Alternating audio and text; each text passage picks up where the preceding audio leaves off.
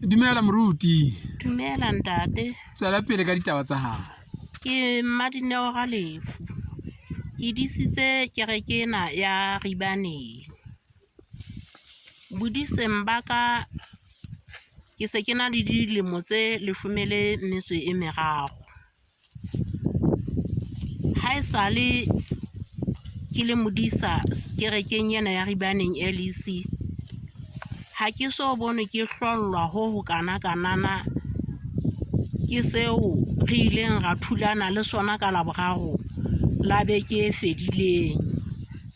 Ha ntate Ramainwane a kgahlwa ke ngwana e mong ka hare ho bana ba sekolo, a sa bolellwa ke motho, empa a mo kgahla fela ka hare ho ba bang. Ha latella ditaba tsa hae, a fumana hore ngwana enwa ke kgutsana kgudu, mme le bona ditaba tsa Modimo na di jwang. Kajeno ngwana enwa ya emeng pelaka, ntate Ramainwane o mo tletse le hore a tshwane le ba bang ha a ne a sa tshwane le ba bang.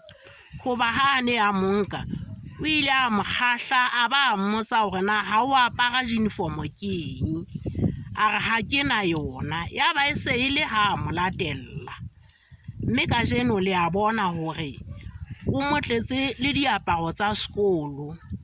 Hore ke lerato le hlollang la Modimo, hobane ha lerato la Modimo le ne le siko pelong ya ntate Ramainwane, ho no ho keke hwa etsahala.